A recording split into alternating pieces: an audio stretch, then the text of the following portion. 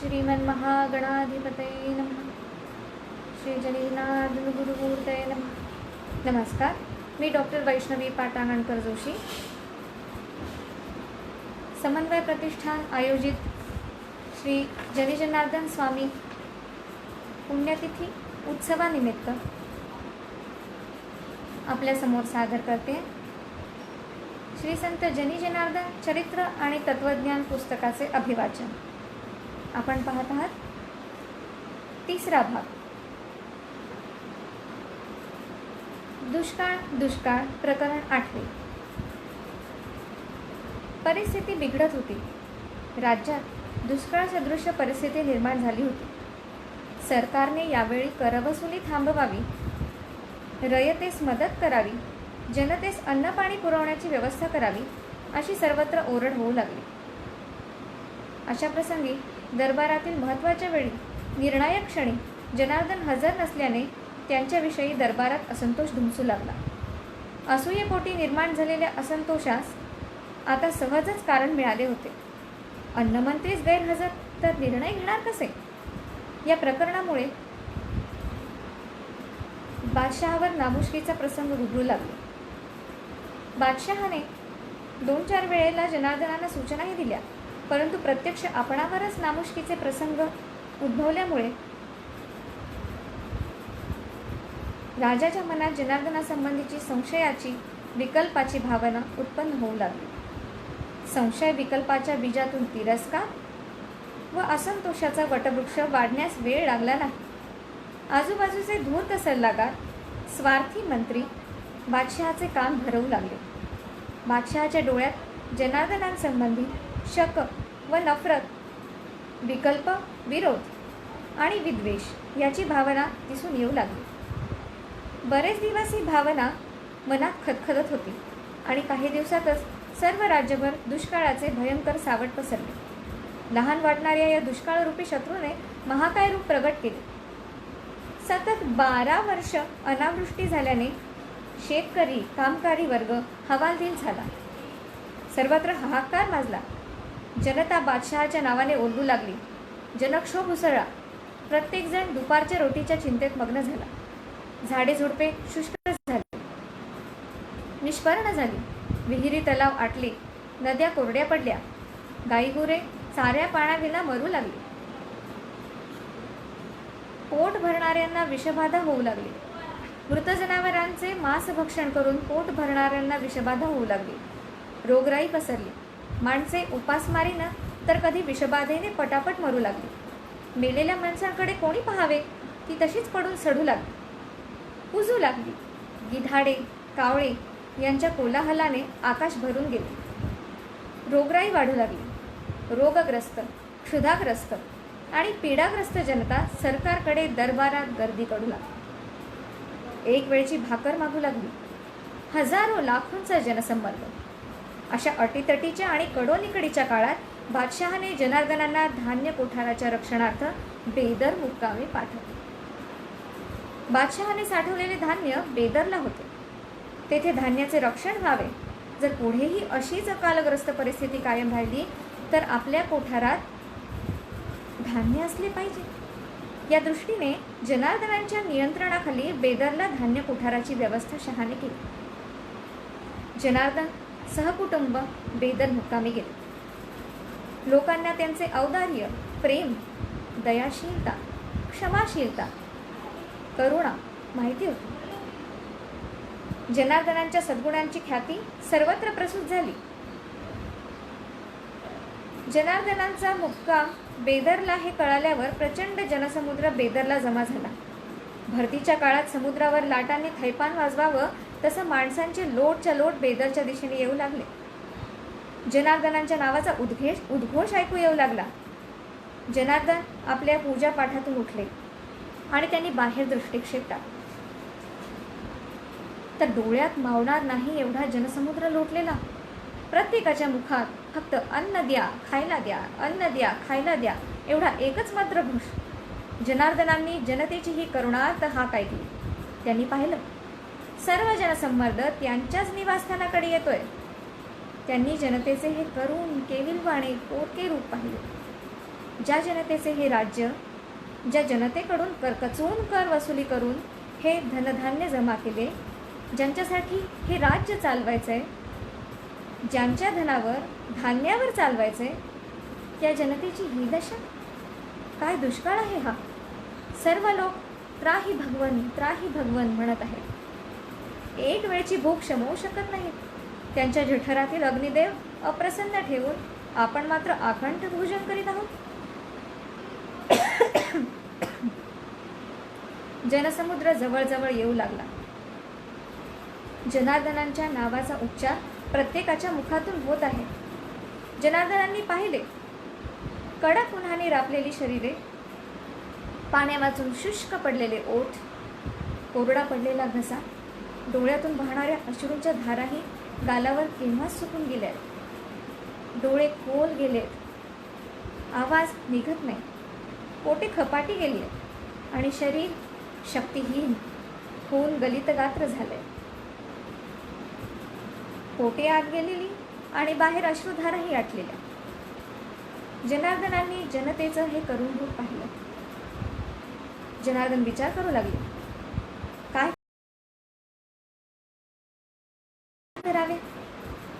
जनता आपल्या दारी भाकरीची भीक मागत आहे आणि आपण त्यांचं समाधानही करू शकत नाही. मग आपण मंत्री झालो कशाला. पण तेवढ्यात दुसरे मन विचार करू लागले, आपण कोण, आपला काय अधिकार आहे या कोठारावर. कोठारे भांडारे सगळं राजाचं, पण परवानगी कुठे आहे. जनार्दन अस्वस्थ झाले, बेचैन झाले. लोकांचा गदारोळ वाढू लागला. हाहाकार माजला. जनार्दन पंत खायला द्या, दया करा, अन्न द्या. जनार्दन पंत खायला द्या, दया करा, अन्न द्या म्हणून लोक आर्जवे करू लागले. जनार्दनांच्या अंतरंगात कल्लोळ उसळला. त्यांचे अंतःकरण कळवळले, थरथरले, हेलावले. ते घरातच इकडून तिकडे फेऱ्या मारू लागले. बाहेर लोकांची गर्दी वाढू लागली. घोष वाढू लागले. आवाज वाढू लागला. भुकेने पोखरून गेलेली जनता अखेरच्या प्राणांती किंकाळ्या फोडू लागली. जनार्दना, आम्ही येथेच प्राण ठेवू अशी आर्त किंकाळी फुटली. आणि पाषाणालाही पाजर फोडणाऱ्या या टाहूमुळे जनार्दन भयकंपित झाले.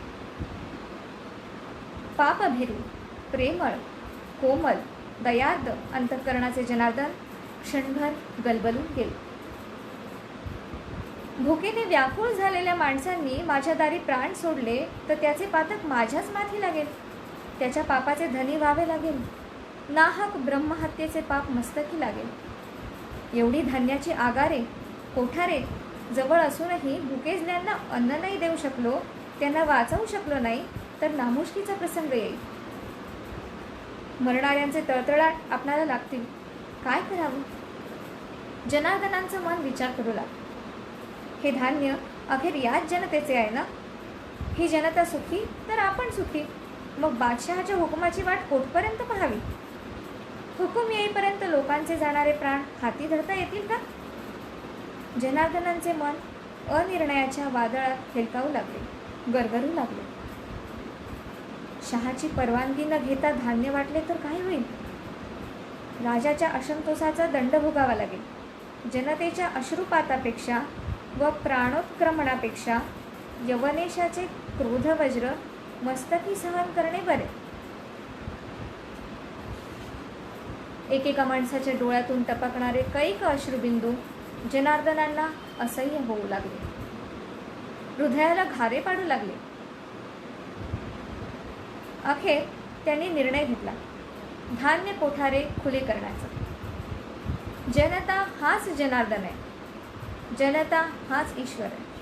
प्रत्येकाच्या अंतर्यामी वसणारा परमेश भुकेला ठेवून आपणास ईशकृपा कशी मिळणार. ईश्वर कसा पावणार. जनाला अंतरंगात असंतोषी ठेवून ईश्वर तोषणार कसा. जनतेच्या रूपाने प्रत्यक्ष ईश्वरच आपल्या दारी अतिथी म्हणून आलाय. या चालत्या बोलत्या दारी आलेल्या परमेश्वराला असंतुष्ट ठेवून आपण ईशकृपेला पात्र तरी कसे होणार. प्रकरण 9. अतिथी जनता जनार्दन.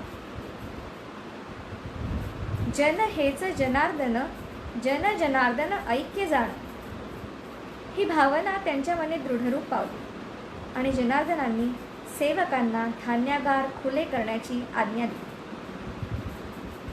जनार्दनांच्या या अवचित अनपेक्षित आज्ञेने सेवकही क्षणभर भांबावले. पण जनार्दन निर्णयावर स्थिर होते. त्यांनी जनसमुदायास प्रेमाने पुकारले. जनार्दनांची ती कारुण्यपूर्ण आश्वासक हाक ऐकताच जनसमुदाय आनंदाचे भरते चेहऱ्यावरून उतू जाऊ लागले. दुःखाश्रूंच्या पुरात आनंदाश्रूंचे लोटपाट मिसळून गेले. जनार्दनांनी सर्वांना मुक्त हस्ताने कोठारातील धान्य घेऊन जाण्याची आज्ञा दिली. सर्व जनसागरात एकच आनंद कल्लोळ झाला. प्रकरण 10. कोठारे लुटवली.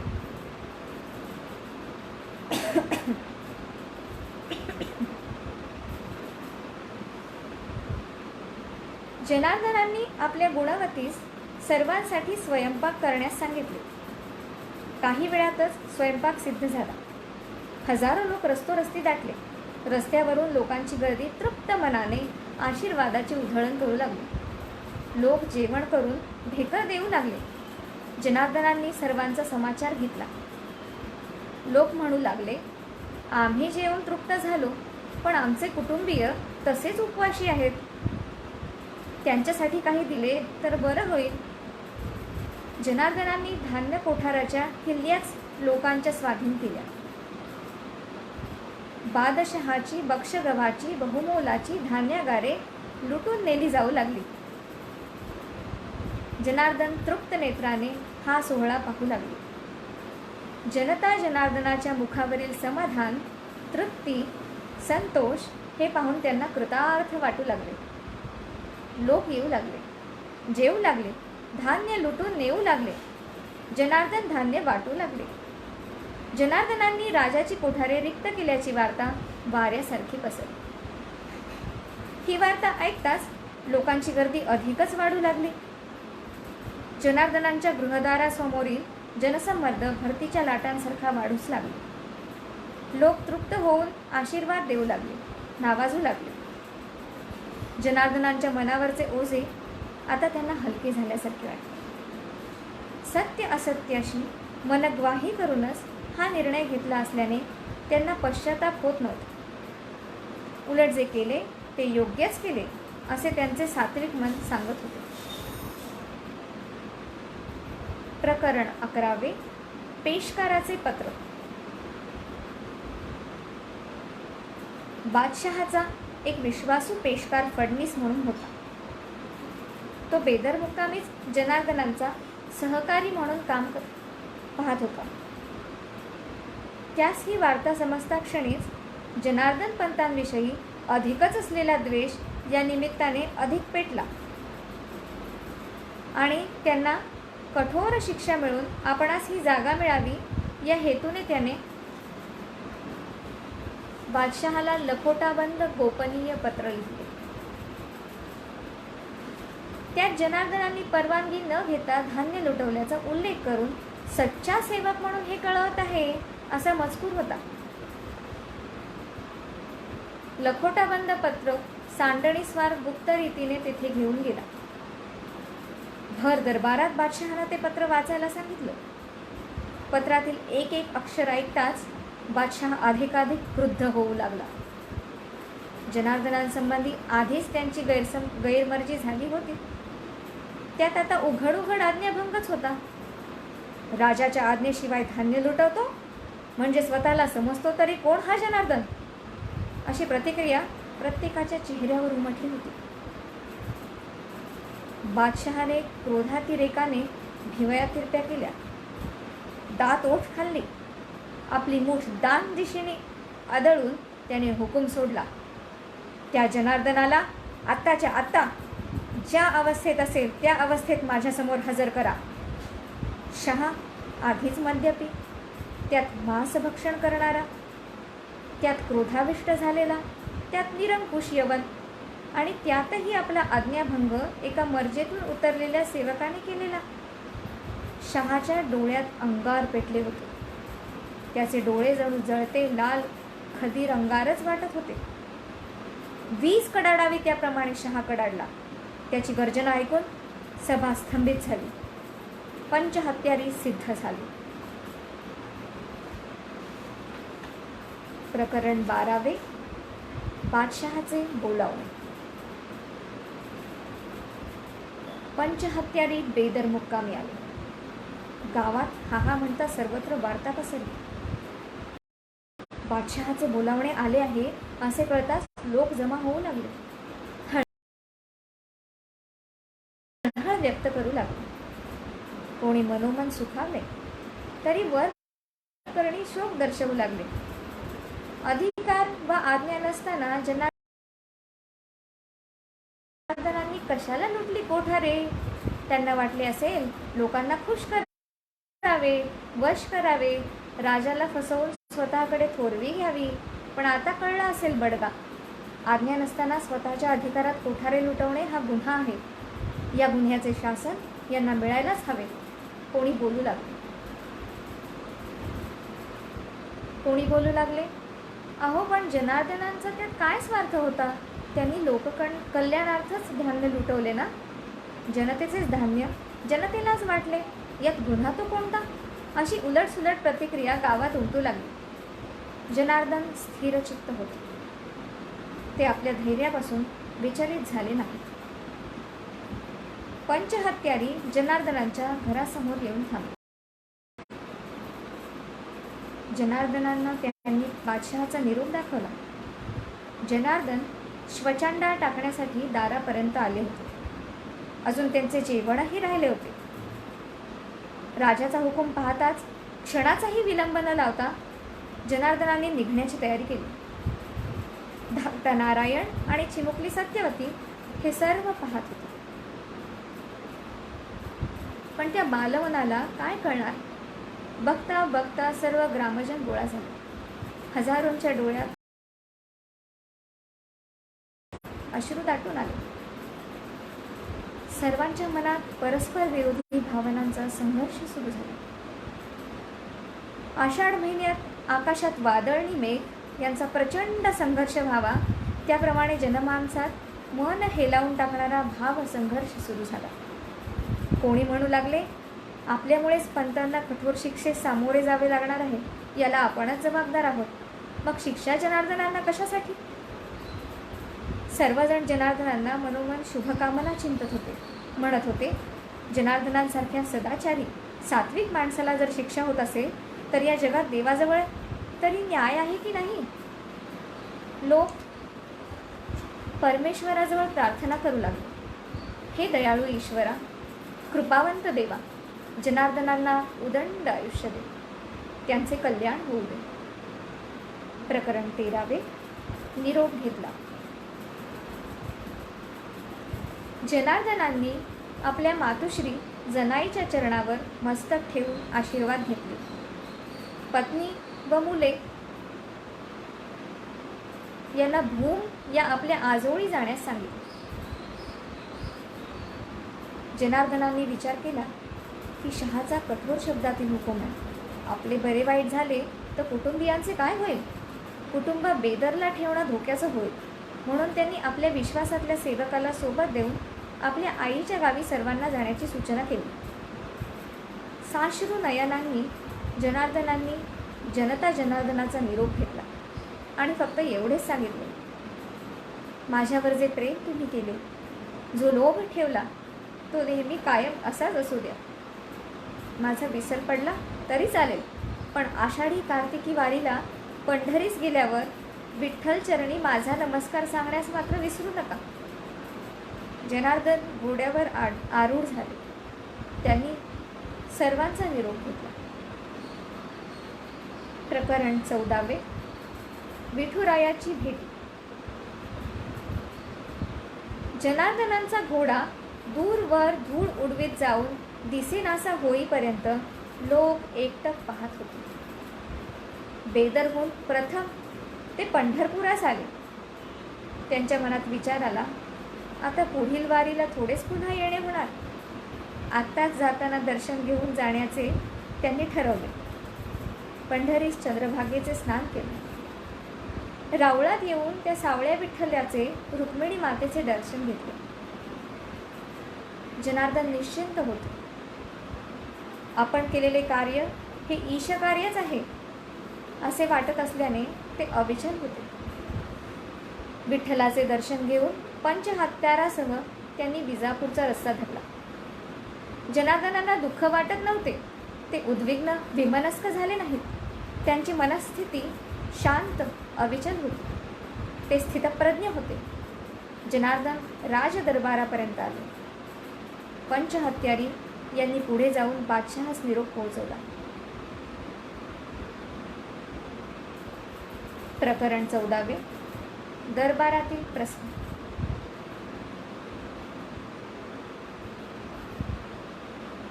सर्व दरबारात स्मशानवत शांतता पसरलेली. जणू वादळापूर्वीच शांतता होती. सर्वांचे श्वास रुद्ध झाले. जनार्दन दरबारात हजर झाले. त्यांनी नेहमीप्रमाणे अदबीनं बादशहाला सलाम केला आणि रुबाबदारपणे ते उभे राहिले. शहाने त्यांच्या नजरेला नजर भिडवली. जनार्दनांच्या डोळ्यातील करारीपणा, स्वाभिमान, तेज थोडेही कमी झाले नव्हते. उलट ते अधिक वाढले होते. तीच चमक, तेच तेज, तीच कर्तृत्वाची धमक, तोच करारी बाणा, तोच दृढनिश्चयी स्वभाव, तेच मुखकमलावरील स्मित हास्य आणि तीच भावसंपन्न मुद्रा जी प्रथमदर्शनीच बादशहाच्या मनावर खोलवर ठसा उमटवून गेली होती. आदिलशाह मात्र रागाने थरथरत होता. चवताळलेल्या आणि चिडलेल्या बिबट्या वाघाप्रमाणे जनार्दनांनी कुर्निसात करताच तो कडाडला. माझ्या परवानगी वाचून धान्य कोठार लुटवलेस? खरंय? जनार्दनांनी तेवढ्या शांत व बाणेदारपणे उत्तर दिले. जितुके खर्चिले उदरास, स्त्री सुत आणि कन्यकेस, तितुके मजकडे तरास, दान धर्मी योजिले. माझ्या कुटुंब भरण पोषणासाठी आपल्या कोठारातील एक दाणाही खर्चिला असेल तर त्याची शिक्षा मी भोगेन. पण आपल्या कोठारातील धान्य मी लुटवलंय ते जनतेसाठी. महाराज, हे जनतेचेच धान्य, त्यांचाच हक्क आहे त्यावर. आपली परवानगी मागून निरोप येईपर्यंत अनेक जण मृत्यूपंथाला लागले असते. म्हणून आपल्या परवानगीची वाट न पाहता मी धान्य लुटवले. पण जनार्दनांचे हे उत्तर ऐकून घेण्याच्या मनस्थितीत राजा होता कुठे? तो अधिकच बिथरला, चिडला. मुझे सिखाता है, जुबान बहुत चलती है असे म्हणून डोळ्यातून आग पाखडे भ्रुकटी तटाक तिरपा करून आसनावरून ताडकन उठला आणि त्याने आज्ञा केली, जनार्दनांना हत्तीच्या पायाखाली तुडवून ठार करा. आकाशातून वीज कडाडावी तसे त्याचे शब्द ऐकून सभासदांच्या हृदयाचा थरकाप उडाला. सर्व सभा स्तंभित झाली. पुढील काही क्षणातच जनार्दन दिसणार नाहीत म्हणून कोणी हळहळले तर बरे झाले, शिक्षा झाली. चोर ते चोर आणि वर शिरजोर अशा दुर्वर्तनी लोकांना शासन झाल्याखेरीज यंत्रणा नीट चालणार नाही असे काही म्हणू लागले. जनार्दनांचे मुखकमल प्रातःकाली सरोवरात नुकत्याच उमललेल्या कमळाप्रमाणे प्रसन्न होते. निराशा, भयग्रस्तता किंवा लाचार आर्जवांच्या खुणा कुठेही दिसत नव्हत्या. दुःखाची रेषही मुखावर उमटलेली नव्हती. ते स्थितप्रज्ञ होते. सर्व सभा स्तंभित होऊन पुढे काय होणार याची कल्पना मनात करून सर्व प्रकार पाहू लागले. आता यानंतर हत्तीच्या पायाखाली तुडवण्याची शिक्षा दिल्यानंतर पुढे काय चमत्कार होईल, दरबारात काय प्रसंग उद्भवेल, त्यावर जनतेची किंवा राजाची काय प्रतिक्रिया असेल आणि जनार्दन स्वामींना कसा साक्षात्कार होईल, हा सर्व भाग आपण उद्याच्या भागात बघू. आजच्यासाठी आपण इथे थांबू. धन्यवाद.